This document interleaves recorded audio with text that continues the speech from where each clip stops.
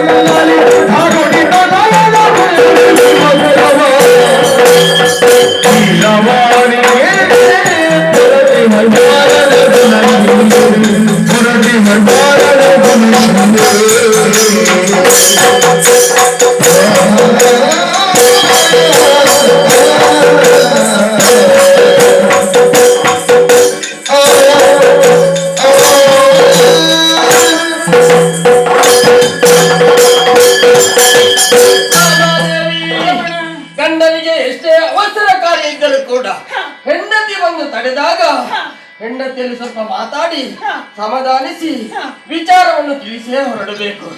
ಸರಿಯಾದಂತಹ ಸೂಚನೆಯನ್ನೇ ನೀನು ಮಾಡಿದವಳಿದ್ದಿ ವಾಮದೇವಿ. ಇಷ್ಟೊಂದು ಅವಸರವಾಗಿ ನಾನು ಹೊರಡಬೇಕು ಅಂತ ಇದ್ರೆ ದರೆಯ ಧರ್ಮದ ಉದ್ಧಾರ ಮೊದಲು ದೇವೇಂದ್ರ ಬರ್ತಾ ಇದ್ದದ್ದು ವೈಕುಂಠಕ್ಕೆ, ಈಗ ಈ ದ್ವಾರಕ್ಕೆ ಬಂದು ಕಷ್ಟವನ್ನು ಹೇಳಿಕೊಂಡ. ಯಾರಿಂದ ಕಷ್ಟ? ಅವನಿಗೆ ಸಂಕಟ ಬರುವಾಗ ವೆಂಕಟರಮಣ ನೆನಪಾಗುತ್ತದೆ. ಹೌದು, ಏನು ಮಾಡೋಣ? ರಕ್ಕಸರಿಂದ ಆದಂತಹ ಅನ್ಯಾಯಕ್ಕೆ ಅವನು ಏನು ಮಾಡುವುದಕ್ಕೆ ಸಾಧ್ಯ ಉಂಟು? ಬ್ರಹ್ಮನಿಂದ ವರವನ್ನು ಪಡೆದಾಗ ಬ್ರಹ್ಮನ ವರಕ್ಕೆ ಬೇಕಾಗಿ ಅವ ಸೋಲಲೇಬೇಕು. ಹಾಗೆಂದು ಇಲ್ಲಿಗೆ ಬಂದು ಹೇಳಿದ. ದೇವ, ನರಕದಾನವ ಬ್ರಹ್ಮನಿಂದ ವರವನ್ನು ಪಡೆದು ಲೋಕಕಂಟಕನಾಗಿ ದೇವಲೋಕಕ್ಕೆ ದಾಳಿಯನ್ನು ಎಸಗಿದ. ದೇವತೆಗಳಂತಹ ನಮ್ಮಲ್ಲಿ ಕಾಡಿ ಬಹರವನ್ನು ಕೊಟ್ಟದ್ದು ಮಾತ್ರವಲ್ಲ, ದೇವಲೋಕದಲ್ಲಿರುವ ಅಮೂಲ್ಯವಾದಂತಹ ವಸ್ತುಗಳನ್ನು ಬಲಾತ್ಕಾರವಾಗಿ ಸೆಳೆದೊಯ್ದಿದ್ದಾನೆ. ಅದು ಆದ್ರೆ ಅವನಿಗೆ ಬೇಸರ ಇಲ್ಲ. ಅದಿತಿ ದೇವಿಯ ಕರ್ಣಕುಂಡಲವನ್ನೇ ಬಲಾತ್ಕಾರವಾಗಿ ಸೆಳೆದೊಯ್ದು ರಾಜೋತ್ಸವ ಪಟ್ಟಣವನ್ನು ಸೇರಿಸಿಕೊಂಡಿದ್ದಾನೆ. ಹೀಗೆಂದು ದೇವರಿಂದ ಕಣ್ಣೀರು ಸುರಿಸಿದ. ಅಭಯವನ್ನು ಕೊಟ್ಟಿದ್ದೇನೆ, ನರಕದಾನವನ್ನು ವಧಿಸಿ ಅಲ್ಲಿರುವ ಸುರದಪ್ಪತನ್ನು ದೇವಲೋಕಕ್ಕೆ ಕೊಂಡೊಯ್ಯುವುದಕ್ಕಾಗಿ ಹೊರಟಿದ್ದೇನೆ. ಹೋಗಿ ಬರ್ತೇನೆ.